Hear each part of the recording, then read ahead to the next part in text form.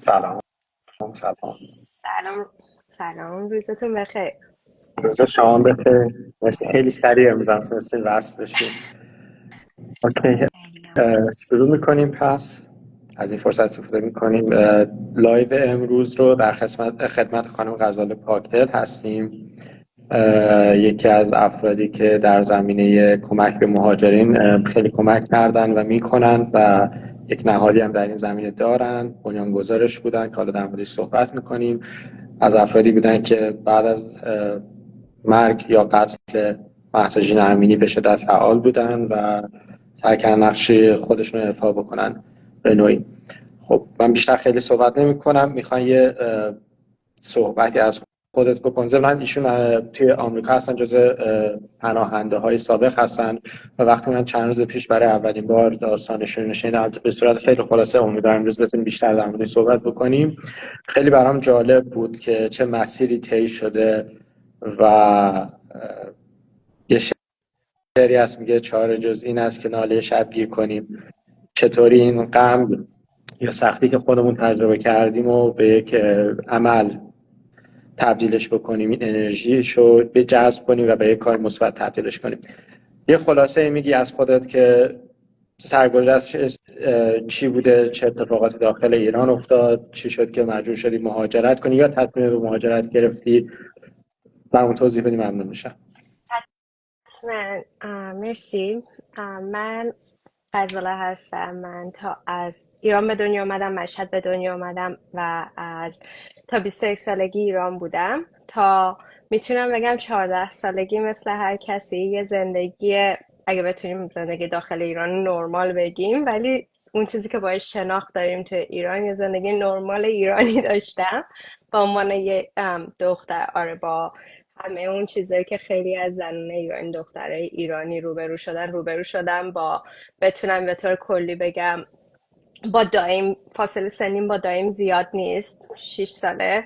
با دایم منو تو خیابون گرفتن، با پسرم هم گرفتن، همه اینا رو باش مواجه شدم، ولی در این حال توی یک خانواده نرمال بزرگ شدم.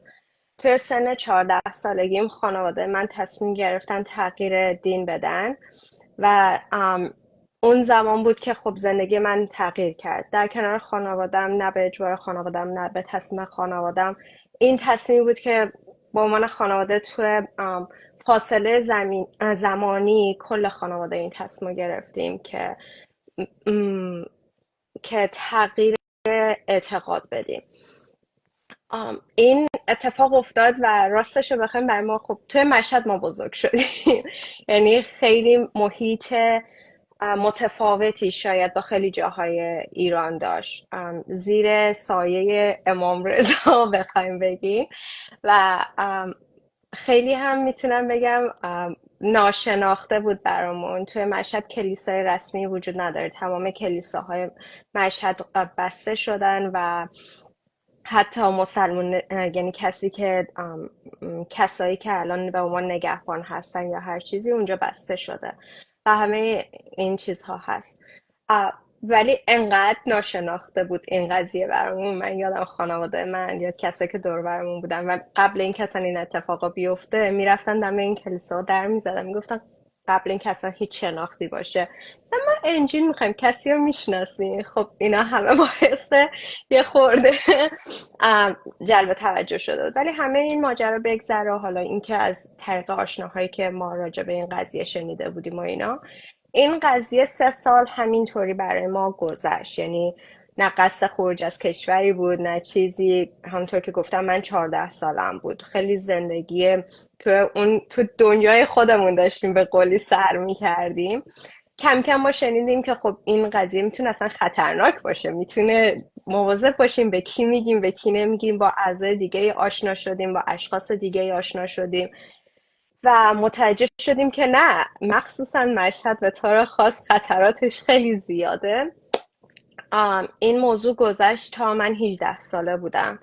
یادم داشتم برای کنکور میخوندم و ما شنیدیم که اعضای مختلفی از کلیسای زیرزمینی، اون موقع هم توی مشهد ما یکی از بزرگترین کلیسای زیرزمینی داشتیم، ما کلیسای زیرزمینیمون برای مراسم خاصمون بالای 50-60 نفر جمع می شدن. اسمش زیرزمینی بود ولی خب خیلی ناشناخته بودیم و گذشت و متوجه شدیم چند نفر از اعضای مختلف و به دلایل مختلف حالا شنیده بودن اشخاص خاصی یا کسی باشون کانکت شده بود گرفته بودن. این به گوش پدر من و اشخاص دیگه از خانواده که حالا به مرور زمان عضوی از کلیسامون شده بودن رسید و متاسفانه خبرش رسید که احتمالاً به خانواده ما هم میرسه. همزمان یه روز صبح خونه ما و خونه 2 نفر دیگه از اعضای 3 خانواده دیگه از اعضای کلیسای ما ریختن. همزمان بود. پدر و مادرم و 4 نفر دیگر رو همزمان از توی خونه‌های مختلف اومدن خونه ها رو گشتن. کتاب داشتیم و همینقدر مسخره بگم که به جز کتاب و لپتاپ و هر چی که بود حتی ما روی قاب مثلا اگه مجسم داشتیم یا روی دیوار، من اون زمان نقاشی سیاه قلم میکردم. من پدر بزرگ دوستم رو نقاشی کرده بودم و من 18 سالم بود همونطور که گفتم و خیلی این نقاشی جز کارهایی بود که من خیلی بهش افتخار میکردم چون خیلی تمیز در اومده بود و هنوز دوستم نبرده بود. به دیوار زده بودیم. اینا گفتن این کیه؟ این کسی که فالوش میکنین؟ ما اینو میخواستم ببرم. خب پدر بزرگ دوستم ولش کنید. در این حد بود. همه چی رو جمع کردم و آخرش هم به پدر مادر من گفتن که شما هم آماده شین. ما نمیدونستیم که اینا از چه گروهی هستن و تا روزها نمیدونستیم که از چه گروهی هستن. و ما خونمون آپارتمان بود. اینا زنگ پایین رو نزده بودن، اومدن جلو در خونه بالا با اینکه نیاز بود که پایین رو بزنن، پایین باز شده اومده بود بالا و پدر مادر منو بردن. به مدت بیشتر از 1 ماه پدر مادر من دستگیر بودن و بعدا همونطور که گفتم متوجه شدیم اطلاعات مشهد بودن و بعد از اینکه آزاد شدن با غیر وثیقه آزاد بودن. تا مدت‌ها درگیر این مسئله بودن و نه، ما همچنان ایران بودیم، همچنان داخل ایران تلاش کردیم زندگی کنیم. قصد مهاجرت نداشتیم، قصد بیرون اومدن نداشتیم. تا من 21 ساله بودم، دانشجو بودم. دانشگاه من یه نفر اومد اعلام کرد که بک‌گراند ما چی هست و ما رابطمونم راستش با خیلیا قطع کردیم یا خیلی محافظه‌کارانه بود و دوباره شروع کردن زنگ زدن. چرا فلان یادم یکی از خانواده‌ای که ما باشون در ارتباط بودیم توی خیابون خاصی تو مشهد زندگی میکردن، زنگ میزدن به پدر من یا به بقیه اعضایی که از نظر خانوادگی باشون ارتباط داشتیم، چرا همسر شما تو فلان خیابون رفته؟ حالا اون خیابون یکی از خیابونای اصلی مشهد بود، تمام بازار و چیزای اصلی مشهد اونجا بود. و خب برای بقیه از خانواده مشکل پیش اومد، برای دانشگاه من مشکل پیش اومد و خیلی چیزهای دیگه. و دیگه اون موقعی بود که من تو دانشگاه نتونستم واحد بیشتر بردارم. پدر مادر من تصمیم گرفتن که منو برای چند ماه بفرستن ترکیه. ترکیه قرار شد برم و زمانی که قرار شد من برم ترکیه چند ماه بمونم، چند روز قبل از سفرم به من گفتن خب 2 تا چمدونتو که جمع کردی تو بر نمیگردی. و این شد که 3 روز فکر کنم 3-4 روز قبل سفرم بود که من متوجه شدم که من قرار نیست برگردم ایران. بعد با 2 تا چمدون راهی ترکیه شدم. ترکیه 1 ماه بودم. بعد 1 ماه از طریق UN، اون زمان UN هنوز داخل ترکیه بود، از طریق UN ثبت نام کردم و درخواست پناهندگی کردم. که خب من 2 سال و 9 ماه ترکیه بودم. بعد از 1 سال تعداد مصاحبه‌های متعدد، بعد از مصاحبه سوم درخواست پناهندگی من قبول شد و بعد از حدوداً 1 سال اگر اشتباه نکنم بعد اون پرونده من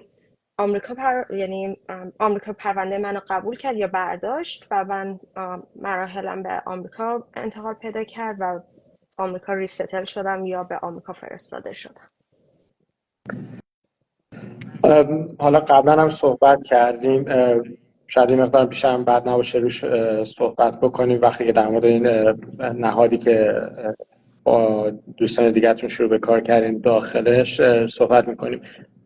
ولی یه مقدار از جو میدونم الان سخت‌تره چون UN نیستش توی ترکیه که رسیدگی میکنه به وضعیت پناهندگان، ولی خب بالاخره پناهندگی قطعا چیز سختی، اضطراب آور هست، بار روانی شدیدی داره. تو که فکر می‌کنم اینجوری که گفتی خانواده‌ات هم توی اون زمان توی ایران بودن و همچنان و تحت فشار هم بودن. یه مقدار در مورد این هم توضیح میدی چه تجربه‌ای داشتی خودت توی ترکیه؟ حتما. من زمانی که اقدام کردم برای پناهندگی، خانواده من، پدر مادر من اومدن ترکیه، با اینکه با فاصله از من اومدن ولی همزمان اقدام کردیم. ولی من بعد از خانواده جدا شدم، یعنی به خاطر شرط پناهندگی، به خاطر نیاز غیرقانونی بود، همچنان غیرقانونی، حداقل تا اکثر پناهنده غیرقانونی کار میکنن، ولی من شروع کردم کار کردن و از خانواده جدا شدم به خاطر شرایطی که نیاز داشتم. ولی آره، زمانی که من ترکیه بودم UN هنوز دفتر رسمی داشت توی ترکیه و نمیتونم بگم آسان‌تر. چرا؟ برای من شخصا، من یک زن مجرد 21 ساله محسوب می شدم. من از 21 سالگی تا 24 سالگی تو ترکیه بودم، بین 2011 تا 2014 میتونم بگم. و من کیسم خیلی محکم بود با توجه به چیزی که گفتم، زندان خانوادم، از مشکلاتی که برام پیش اومد. خیلی کیس محکمی داشتم و همه اینا میشد که ثابت بشه. کسایی قبل ما بودن که اونجا بودن و بعد ما بودن که میتونستن، آدمای شناخته شده بودن که میتونستن تایید کنن اینا. ولی متاسفانه الان میتونم بگم از سالی که UN چند سال بعد اون نبود که من وقتی که به آمریکا فرستاده شدم، UN قراردادش با ترکیه تموم شد و کشور ترکیه، دولت ترکیه وضعیت پناهنده رو به دست گرفت. از وقتی که وضعیت پناهنده به دست ترکیه افتاد، متاسفانه خیلی شرایط سخت‌تر شد. با اینکه خیلیا و من اینو بذارید قبلش بگم، وقتی که حتی UN اونجا بود، شما اینجوری نبود که بری درخواست پناهندگی بدی و قبولی بگیری. یه پری اینترویو بود، یه ثبت نام بود که اونجا شما باید ثبت نام کردی، بعد تقریبا یه اینترویو کوچیکی میشد. منی که پرونده‌مو دارم میگم، یه پرونده خوب قوی مستحکمی داشتم. الانم شاید خیلی وقتا شنیده باشیم پرونده میرن مسیحی میشن که پرونده بگیرن یا اینکه بتونن قبولی بگیرن. این بر اساس این گفته‌ای که من گفتم این کارو میکنن یا میکردن. الانم میدونیم خیلی یا قبولی نمیگیرن به خاطر متاسفانه پرونده‌های غیر واقعی که پیش اومد. ولی حتی همین پرونده‌ای که من دارم میگم من پرونده قوی داشتم، من تنهاییم، من و خانواده‌ام، حتی من، مادرم، پدرم و یه چند نفر دیگه از اعضای خانواده داشتیم، ما رو دونه دونه جدا کردن. حتی پدر مادرم و 3 تا اتاق جدا گذاشتن که بتونن حرفامون رو با هم مقایسه کنن که از توش دروغ در نیاد. این توسط UN بود و UN نسبت به دولت ترکیه به شدت آسان‌تر میگرفت. من اینو میتونم بگم. و مصاحبه من که به عنوان یه زن مجردی که سربازی نرفته و اینا آسان‌تر محسوب میشه، من ساعت 9 صبح رفتم تو اتاق، ساعت 3:30 عصر اومدم بیرون. مصاحبه من آسون محسوب میشد. مصاحبه هایی هستن که چند روز طول میکشه. این زمانی بود که UN اونجا بود. تصور کنید دولت ترکیه، مردم ترکیه، شرایط پناهنده ها سخته. طبیعتا همونطور که ما راجع به افغان ها، راجع به اشخاصی که توی کشورهای مختلف به عنوان پناهنده میان شرایط آسونی ندارن، کامنت های میشنویم، حرف های میشنویم، همون به وجود میان. و نمیدونم چجوری بتونم بیان کنم، ولی من کسایی میشناسم شاید تو ایران زندانی بودن، پرونده هاشون قبولی UN رو گرفته بود. وقتی UN خارج شد توی ترکیه، از ترکیه، دولت ترکیه گفت ما این قبولی رو قبول نداریم، بعد مصاحبه بشیم. مصاحبه شدن، دیپورتی بهشون دادن، فرستادنشون توی کمپ. به این شدت شرایط ترکیه بده. یه کسایی بودن که سالها ترکیه بودن، قبولی داشتن، متاسفانه مسئله کووید پیش اومد یا مسئله مسئله انتخابات گذشته پیش اومد و یا مسئله افغانستان پیش اومد و طالبان پیش اومد، مجبور شدن که کمک کنن به دوستان افغانستانیمون، یا مسئله اوکراین پیش اومد، نیاز بود کمک کنن دوستان اوکراینی، و مخصوصا به طور خاص برای اوکراین که پیش اومد خیلی راحت تر پرونده ها قبول می شد یا می مدن لب مرز وارد آمریکا می شدن و کسانی که توی ترکیه بودن خیلی گیر کردن. حالا پرونده های مختلفی هم هست، مثلا به طور خاص کانادا یه پروسه هست به نام G5 که قبول میکنن میتونن اسپانسر بشن.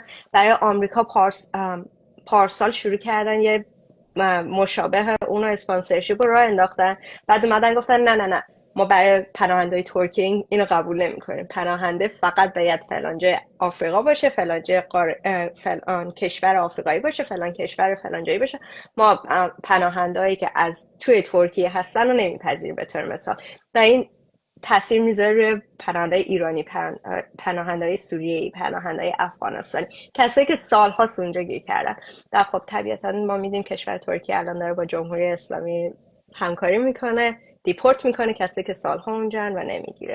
جواب سوالتو خیلی طولانی دادم، ببخشید، ولی آره خیلی متاسفانه سخته. نه خیلی عالی گفتی. دقیقا نشون میده که چقدر حالا وضعیت پناهنده به طور کلی کسی از رو دل سیر و خوشی نداره زیر دلش که بره پناهنده بشه، کشور خودش رو ول بکنه. ولی باز با این وضعیت گویا حتی برای افرادی که خاورمیانه‌ان، البته افغانستان فکر کنم جزو خاورمیانه محسوب نمیشه، ولی بالاخره سخته واقعا. حالا ایرانی‌ها و شهروندان سوریه‌ای هم به همین شکل، چون تقریبا تو همون محدود است که یک آشوب و جنگ و دیکتاتوریا بیشتر اون توی اون منطقه متاسفانه. خب اگر موافق باشی بریم سراغ قسمت بعدی. خب رفتی آمریکا و یک نهادی رو شروع کردی، Refugee Story Project، اگه اسمش رو جابجا نگم، یا به عبارتی میشه ترجمه فارسی که اگه اونم اشتباه ترجمه نکنم، پروژه روایت پناهنده ها. میتونی در مورد این هم صحبت بکنی که چی شد، از کی اینو شروع کردی؟ تا باز حالا بریم سراغ سوال بعدی. آره حتما. من راستش همونطور که خیلی همون میدونیم، حتی تو جامعه ایرانی اسم پناهنده قبل اینکه من پناهنده بشم خود منم نمیدونستم چه وضعیه، ولی اسم پناهنده که میاد یهو اینجوری پناهنده، تا وقتی که این تجربه رو نداشته باشی یا 4 نفر نداشته باشی که پناهنده بوده باشن و داستانشون از نزدیک شنیده باشی. من یادم اول که اومده بودم آمریکا اینجوری بودم که به محض اینکه میشنیدم پناهندم، من خیلی اینجوری بودم، با ترس و لرز میگفتم آره من اینجوریم اونجوریم. بعد این مدت که یکم راحت تر شدم راجع به تجربه خودم گفتن، چند سال پیش راجع به مسئله، شاید بعضی شنیده باشن، مرز جنوبی آمریکا و مسئله مشکلاتی که لب مرز هست اینجا داشتم میگفتم. به طور خاص راجع به بعد جنگ اوکراین بود. داشتم راجع به پناهنده با یکی حرف میزدم، یکی از دوستان خیلی عزیز آمریکاییم حرف میزدم. این دوست عزیزمون توی کشور مختلف آسیایی زندگی کردن، دوستان از همه جا دارن. یه حرفی زدن که من واقعا به هم شوک وارد شد. گفتم که ما داستانه این اشخاص رو نمیدونیم، چرا لب مرزن، چرا از آمریکای مرکزی دارن میان، چرا هر چیزی. من نمیگم قوانین درسته، واقعا قوانین پناهنده ها همه جای دنیا نیاز به واقعا کار داره و خیلی هم به هم ریخته است. نه راجع به مرز باز حرف نمیزدم که همه باید راه پیدا کنن، همه باید، خیلی بحث چیزتر از اون بود. یه جمله به من گفتن نه نه، ما داستان تو رو شنیدیم، ما با تو اوکییم، ما با پناهنده بودن تو اوکییم، ما اونا رو نمیشناسیم، نمیخوایم اونا وارد بشن. یه هایی جا خوردم. خب من اینجا هم و من انقدر کمک داشتم و یه محیطی داشتم که به من این اجازه رو دادن که داستانم رو بگن، به خاطر اینه که شما داستان من رو شنیدی. و یه تلنگری به من زد. خیلی ها این احساس امنیت رو نمی کنن که داستانشون رو بگن. یکم این یادآوری شد همینطور زمان کووید. خب من به خاطر آشنایی که دارم هنوز عزیزانی دارم تو ترکیه هستن که سالهاست تو ترکیه پناهندن، حتی از زمانی که من خودم ترکیه پناهنده بودم. و زمان کووید متاسفانه با مشکلات خیلی زیادی روبرو شدن. شروع کردم و حتی قبل اون هر وقت میتونستم از طریق دوستان خودم هر طوری بود، یه پول کمی هم شده با $50 $100 جمع میکردیم میفرستادیم از طریق کسایی که بهشون اعتماد داشتم، هر طوری میفرستیم. زمان کووید من اینو یکم بیشتر کردم چون مشکلات خیلی زیاد شد، حق کار نیست یا اگه هست شرایط خیلی سخته. متاسفانه هفته پیش داشتم با یک نفر حرف میزدم، حق کار هست ولی گاهی سوء استفاده از زنانه وقتی سر کار میرن، یا اینکه حاضر نیستن برشون بیمه بگیرن، پس دولت ترکیه اون حق کار رو شرط خیلی سختی میذاره بر پناهنده ها یا چیزهای اینجوری. بعد یا یه دوستی داشتیم، یه دختر خیلی عزیزه کم سن و سال، پدرش متاسفانه مشکل پناهنده بودن، توی اتاق خیلی کوچیکی 6-7 نفر زندگی میکردن اگه اشتباه نکنم. این دختر بزرگ خانواده محسوب میشد چون مادرش داشت به سختی کار میکرد ولی پدرش مریض احوال بود. خود از دوستان افغانستانی هم بودن ولی این دختر نمیتونست دیگه درس بخونه چون باید کار میکرد که بتونه هزینه خانواده رو بده. ما با $300-400 تونستیم، من نبودم اون شخص، من 1-2 بار بیشتر نتونستم کمک کنم ولی یه جمعی با $300-400 تونستن کمک هزینه کنن که بتونه حداقل درسش رو بخونه و هزینه کل خانواده رو بدن. و این باعث شد که حالا من یه سری تیشرت درست کردم، روی تیشرت نقشه جهان بود و روش نوشته بود choose love. من اینا رو میفروختم، پولش رو میفرستادم ترکیه. گفتم خب حداقل این تیشرت باعث میشه 4 نفر از من بپرسن قضیه چیه، من بیشتر بتونم بفروشم. سر کارم شروع کردن از من پرسیدن، کووید بود آنلاین بود، شروع کردن از من پرسیدن چرا اینا رو میپوشی، چرا چند رنگ این تیشرت ها رو داری. و یه نفر به من گفت تو این کار داری میکنی نهایتا 10 تا 15 تا 20 تا بتونی این کار بکنی، بیا من کمک میکنم اینو تبدیل به یه چیز بزرگتر کن. من سان فرانسیسکو بودم به خاطر کارم و با یکی از دوستای صمیمیم بودم، گفتم که فلانی به من همچین پیشنهادی شده، این دختر خودش دختر آمریکایی تمام عمرش رو جنوب کالیفرنیا زندگی کرده. یعنی چی؟ گفتم فلانی فلان همکارم گفته من بهتون کمک میکنم پایه این کار بکنیم. گفت باشه بکنیم. ما 4-5 ساعت سفرمون از سان فرانسیسکو تا خونه بود، نشستیم برنامه ریزیشو کردیم. 2-3 ماه بعدش ثبت کردیم، 8 ماه بعدش هم از طرف دولت چیز گرفتیم، اپرووال گرفتیم که ما اینو یه انجمن یا یه نان پرافیت مؤسسه رسمی بکنیم و از اون زمان فعالیت رسمیمون رو شروع کردیم. همه چیزش داوطلبانه هست، هممون شغل تمام وقت داریم، تمام اعضامون داوطلبانه کمک میکنن و سعی میکنیم هر کسی هم که کمکی از دستمون برمیاد داخل آمریکا بتونیم کمک کنیم. خارج از آمریکا خیلی سخت‌تره ولی یکی از بزرگترین هدفمون اینه که اگر من با تعریف کردن داستانم تونستم نظر یه نفر رو عوض کنم، محیط امنی رو به وجود بیاریم که 4 نفر دیگه هم بتونن داستانشون رو بگن، حالا چه با اسم واقعیشون چه غیر واقعی، و نظر چند نفر نسبت به پناهنده عوض شیم. و تمام هدفمون اینه که پناهنده ها همیشه به عنوان آدمای خیلی موقعیت بدی روشون دیده شدن. هدفمون به کلمه انگلیسی از empowerment اینه که بهشون اون قدرتشون رو برگردونیم. پناهنده من با شما این که اینجا نشستی هیچ فرقی ندارم و هیچ اون پناهنده که معمولا تو اخبار رو چیز میبینیم که یه نفریه که یه ظاهر خیلی متفاوت داره، هیچ فرقی با من و شما نداره. پناهنده یه آدم معمولیه، فقط شرایطی بوده که متاسفانه شانس نداشته. خیلی جالب بود چون حالا توی صحبت‌هایی که ما تو لایوهای دیگه با افراد دیگه هم داشتیم همین بود که خب یک نفر میگن یه دست صدا نداره، هرچند اونم تو مثالی که زدی خیلی درست نیست. یعنی اگر ما ایده بزرگی داریم، ایده های بزرگ اینجوری میخوام بگم و کارهای بزرگ از یک چیز خیلی کوچیک و ساده به وجود میاد معمولا و جرقش خورده میشه و تو حتی مثال خودتو اصلا نمیدونستی که خب داری این تیشرت ها رو میفروشی، پولش رو میفرستی، ممکنه منتهی به چه چیز بزرگتری که الان خب درگیرش هستی و داری توش وقت و تلاش وقت تو میذاری و تلاش میکنی توش. یه نکته خیلی جالبی فکر میکنم برای همه ما که فکر میکنیم قدرتی نداریم، نمیتونیم تغییر به وجود بیاریم، ولی همین مویرگای کوچیک، همین جویبارهای کوچیکی که یک جا به هم میرسه، یه نقطه تلاقی پیدا میکنه و یه رودخونه‌ای میشه و اون موجش سهمگین‌تر میشه، قوی‌تر میشه برای اینکه اون تغییره رو بتونه به وجود بیاره. یه مقدار توضیح میدی؟ خب فکر کنم گفتی از 2020 تا 2021 این کار رو شروع کردی.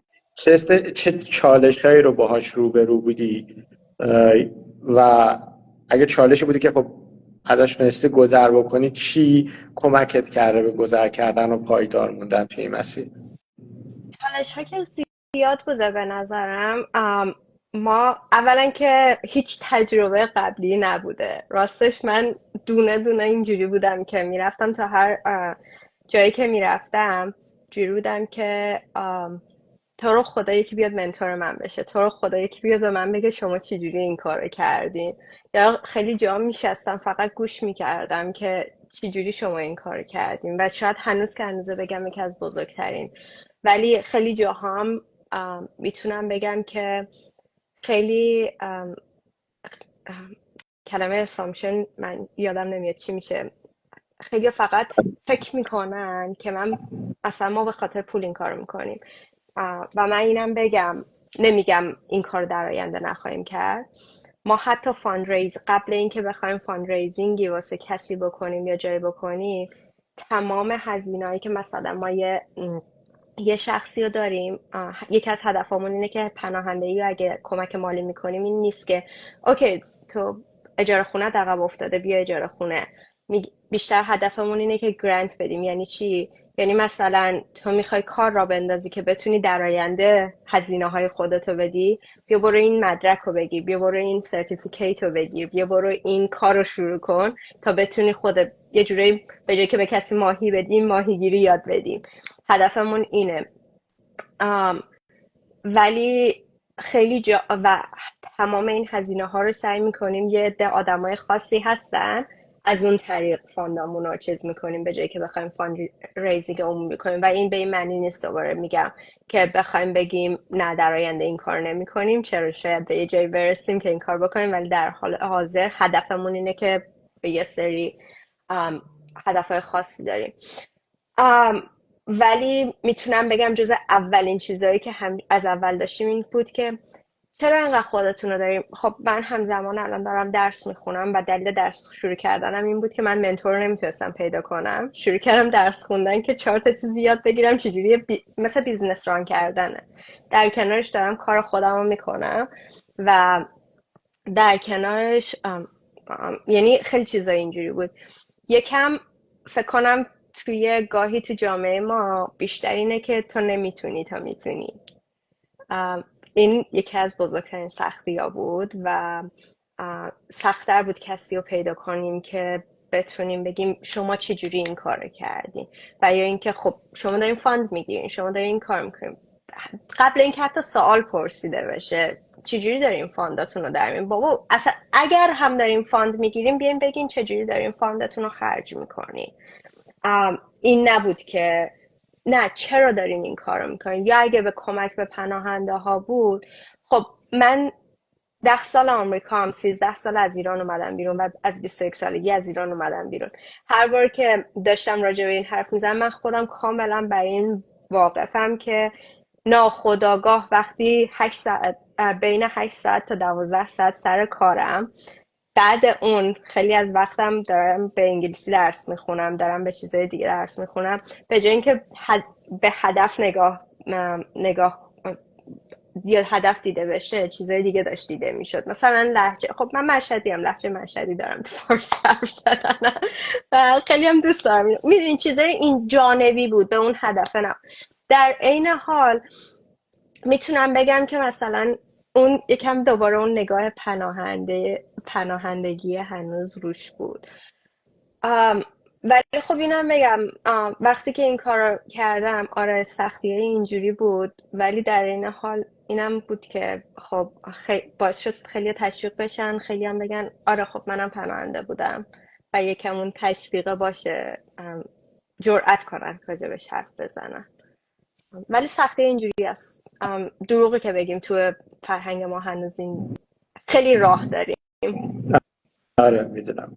چون اشاره کردی به هزینه‌های مالی، خب من خودم اینو خیلی دیدم. حالا نمیدونم بگم، اگر نگیم همش، دست بگم یه بخشش از فکر کنم از بازی روانی جمهوری اسلامی میاد، که تا مثلا یک کسی میخواد یک کاری انجام بده، مثلا میگن که برای اینکه یه لیبلی روش بزنن، یک تگی روش بزنن، یه برچسبی بزنن که این قابل اعتماد نیست یا به فکر خودشه یا برای منفعت خودش این کار میکنه، مثلا میگن طرف فاند بگیره. در صورتی که خب وقتی که میخوایم یک تغییر رو به وجود بیاریم، حالا مثلا من توی ایران بودم میدیدم اگر زلزله‌ای میشد چیزی بود، میرفتن پول مثلا جمع میکردن برای زلزله زده ها میفرستادن. نهادهای مدنی دیگه بود مثلا برای کمک کودکان سرطانی، غربالگری خانوما برای اینکه اتفاق بعدی نیفته، مثلا فرزندشون سالم مطمئن باشن به دنیا میاد. این موارد خب هزینه داره و خب همه اقشار جامعه هم نمیتونن از عهده این هزینه ها بر بیان و اونجاست که اون نهادهای مدنی میان کمک میکنه، یک واسطه میشن بین قشرهای دیگه جامعه و اون فرد یا افرادی که یا قشری که به کمک مالی نیاز داره یا بخشی از مشکلش از طریق کمک مالی حل میشه. خب تو موارد اینجوری مثل مهاجران هست، افراد آسیب دیده، چه از آبان هست، چه از زندگی آزادی هست، چه از قبل هست، خب اینا هزینه داره.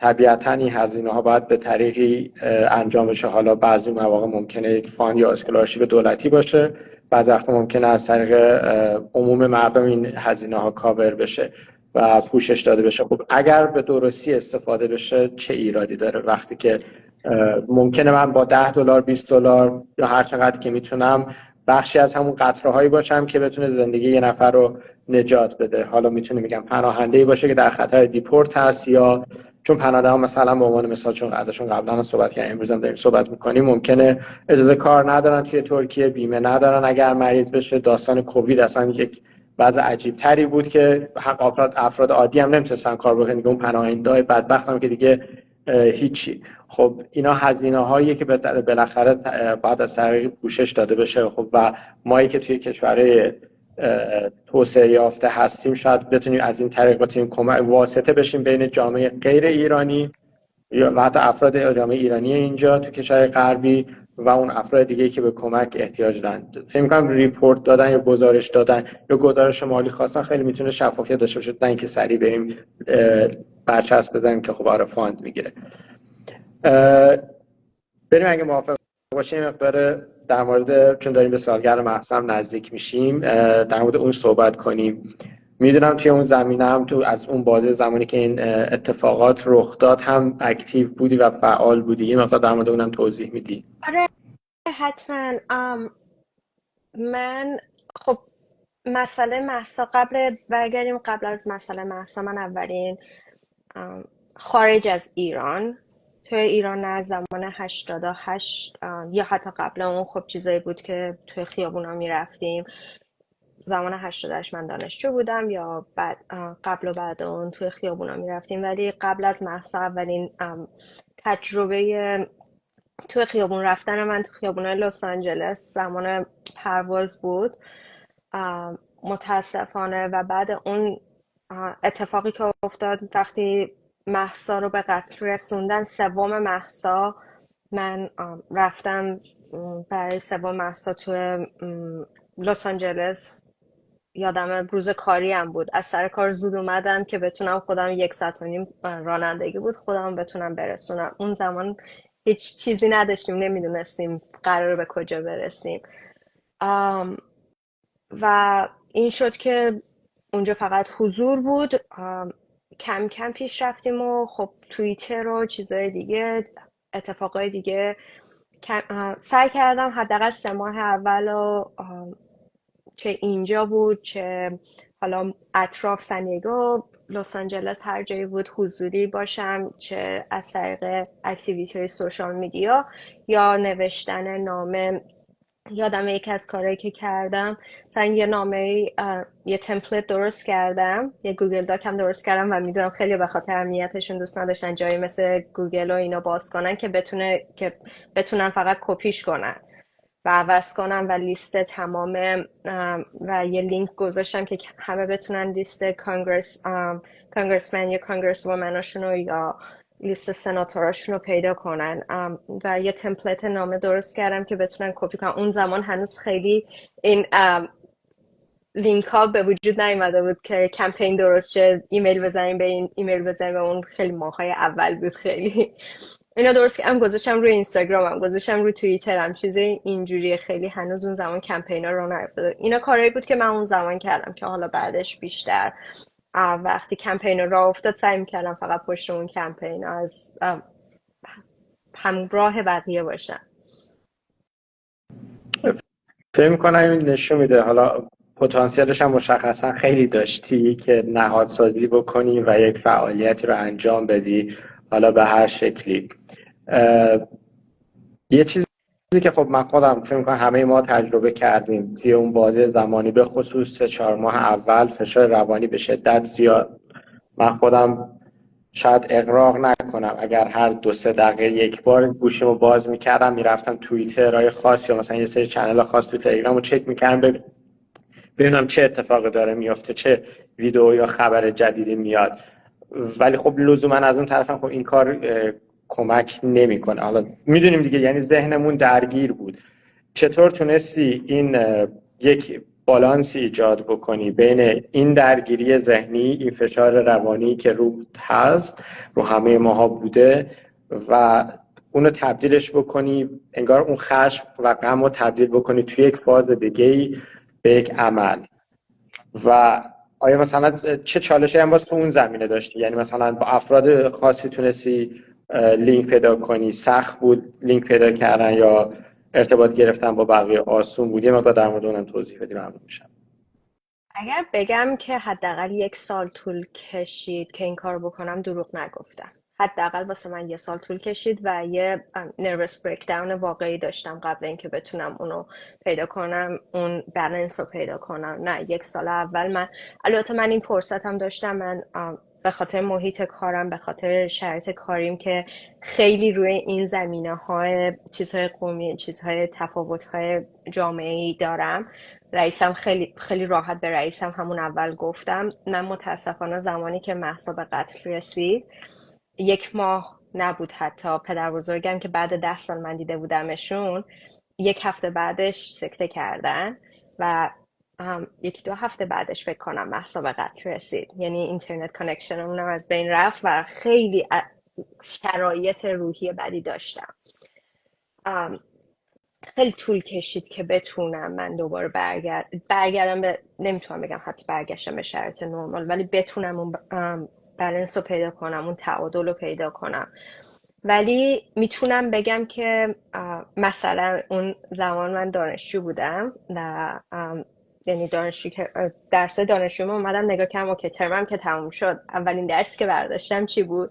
تاریخ برداشتم. تو تاریخمونم به ما 8 چیز دادن، 8 موضوع دادن، گفتن یکی از اینا رو میتونی برداری. یکی از موضوعش انقلاب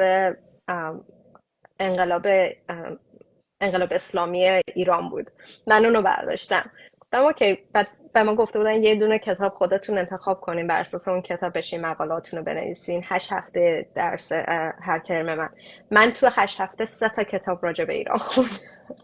تمام اونا رو شروع کردم. گفتم اوکی من اینو دارم، این انرژی رو دارم، من نمیتونم بخوام. من صبح تا شب بیدار بودم، رو کارم به شدت تاثیر گذاشت، تمام این اتفاقا افتاد، ولی نشستم تمام اون انرژی رو راستش رو بخوای به جای اینکه بشینم تمام این کار رو بکنم، نشستم کتاب خوندن، نشستم فیلم نگاه کردن راجع به این مسائل.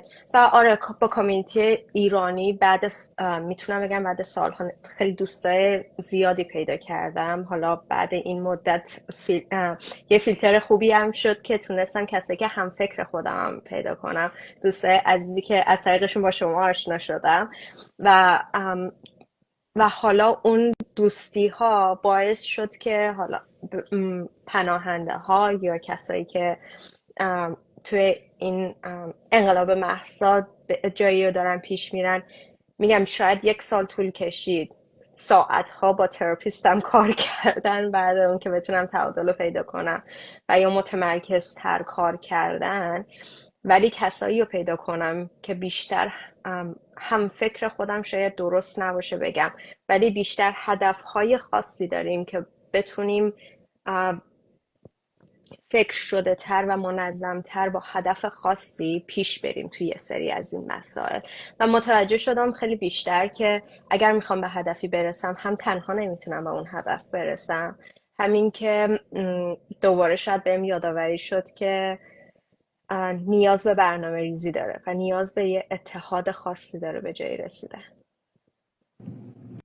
دقیقا همون بحث نهادسازیه که که من خودم به این شکل ندیده بودم. شاید حالا من به شخص خیلی درگیرش نبودم، ولی حس میکنم از بعد از 2 سال گذشته یک تغییر فازی توی جامعه ایرانی اتفاق افتاده. خب قبلش هم فاجعه های دیگه، مصیبت های دیگر رو ما داشتیم.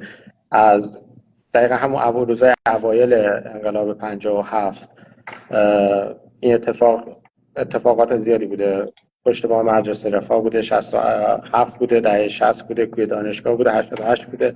ولی فکر میکنم اگر اشتباه نکنم یک چیزی که متوجه شد جامعه ایرانی همینه که نیاز به نهادسازی و لینک شدن داریم و اون جامعه مدنی رو انگار بیشتر ایرانی‌ها حمایت میکنن، حالا چه در خارج از کشور چه همینطور از داخل کشور. چون می‌بینیم مثلا نهادهای مختلف دارن اعتصاب مثلا به عنوان مثال میکنن برای اینکه به حقوق اولیه‌شون که رعایت نمیشه رسیدگی بشه، و جامعه هم بیشتر انگار اهمیت میده و دست کم صحبت میکنه. یعنی خدا همین صحبت کردن یه جوری زنده نگه میداره این جنبش ها و این مخالفت ها رو. یک سوالی میخوام بپرسم که مقدار سخته ولی فکر میکنم جالب باشه. بالاخره نصف از جمعیت ایران خانم‌ها هستن، حالا از جامعه کویر و LGBTQ+ رو هم داریم که، ولی منظورم آقایون نیستن و خیلی فرصت صحبت کردن بهشون داده نشده به این بخش از جامعه، متاسفانه. و خب مهسا ژینا هم به واسطه یک ظلمی که به این قشر، به دست کم نیمی از جامعه روا داده شده، توی دست کم بازم 45 سال گذشته میتونیم بگیم به طرز فجیعی به قتل رسید. به عنوان کسی که خانوم هستی و اشاره هم کردی تو مشهد به دنیا اومدی و بزرگ شدی و فکر می‌کنم همه بدونن چقدر قشر مذهبی مشهد به خصوص دست کم باز توی اون بازه زمانی بسته بودش. یه تجربیات تلخی داشتی، اشاره کردید با دایت مثلا گرفتن تو با افراد دیگه فامیل گرفته بودن. وقتی که خبر مرگ رو شنیدی چه احساسی داشتی و چیزی رو تو تکون داد یا حس چی بود؟ آره من سوم مهسا، تعداد کسایی که اون سوم رفتن حداقل خارج ایران فکر میکنم رفتن جایی یا دور هم جمع شدن زیاد نبود. نمیدونم یادتونه یا نه.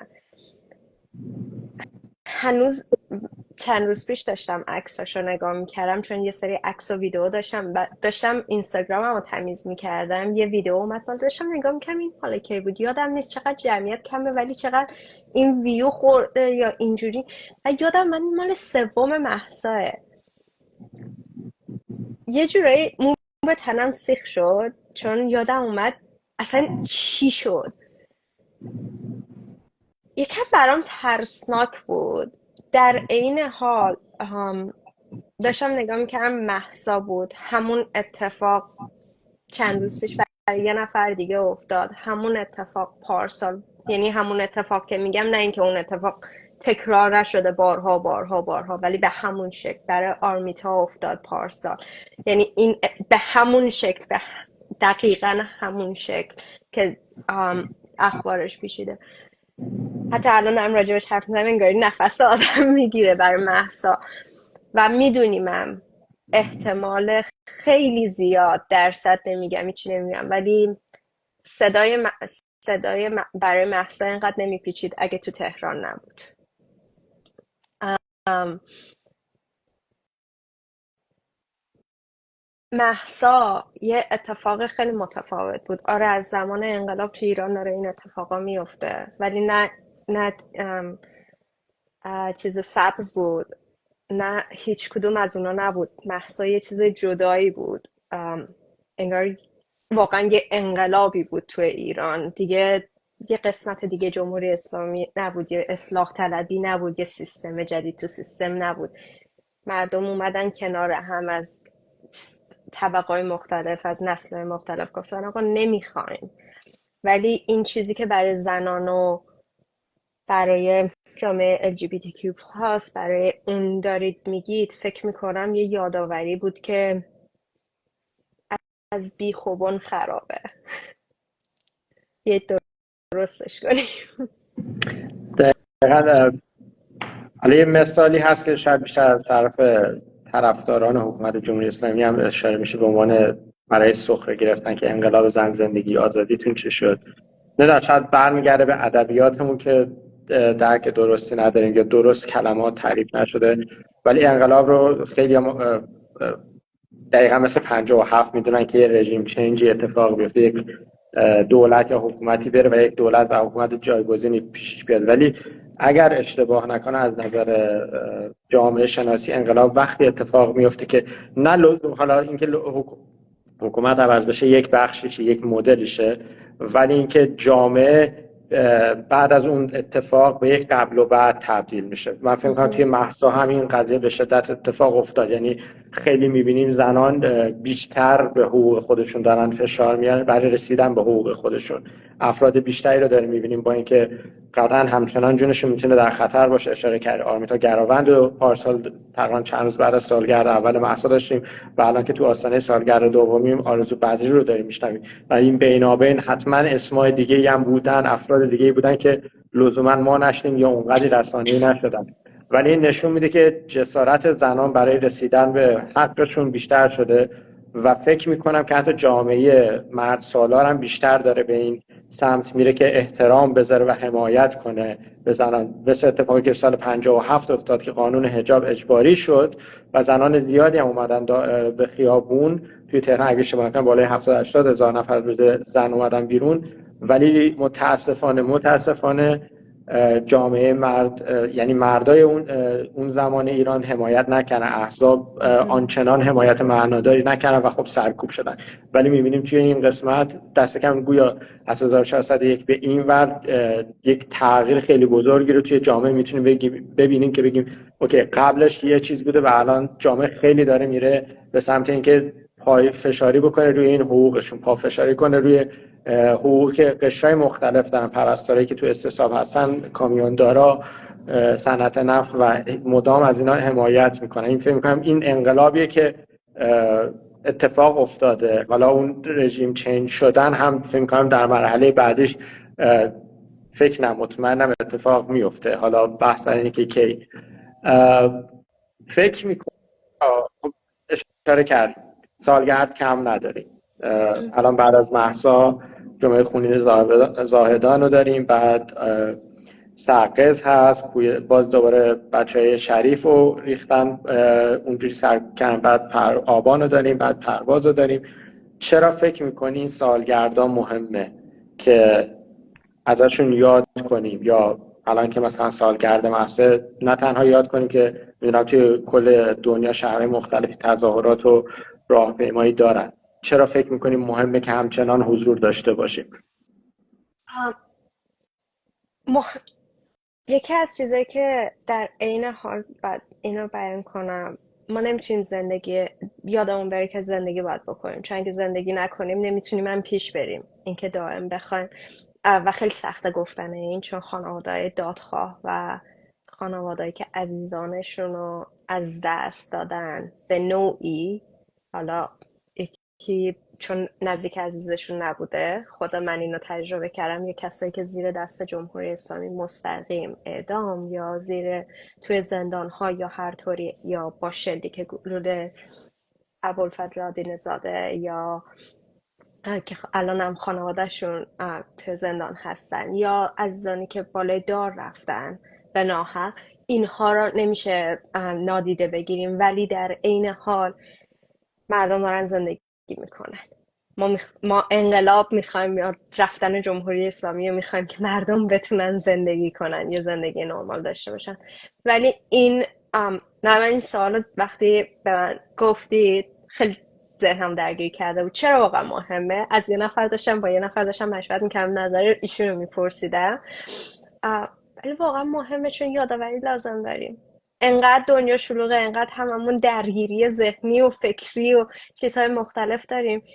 چرا هر کدوممون یه هدفی داریم. من این ارگانیزیشن خودم رو دارم و یادآوری نیاز دارم که چرا این ارگانیزیشن رو دارم، چرا واسه این ارگانیزیشن در کنار شغلم، در کنار درسم، در کنار خانوادم، در کنار بقیه دوستام و اتفاقای زندگیم این ارگانیزیشن برام مهمه. ما سالگرد لازم داریم که برامون یادآوری بشه چرا نیازه که ما برای رفتن جمهوری اسلامی باید زحمت بکشیم، باید تلاش کنیم. به خاطر اینکه نمیخوایم بیشتر جوونامون، عزیزامون، بیشتر کسی از دست بدیم، خون بیگناه دیگه ای بریزه. متاسفانه این ریخته شده و بدون این سالگردها یادمون میره. حقیقت اینه که یادمون میره چون زندگی شلوغه. دقیقا. به عنوان سوال آخر، چیزی که از همه افراد دیگه هم که توی لایو حضور داشتن میپرسیم، چه آینده‌ای برای ایران تصور میکنه؟ اون ایران ایدئال چیه و چه پیامی داری برای کسایی که این ویدیو رو الان تماشا میکنن یا ممکنه بعدا ضبط شدهش رو ببینن؟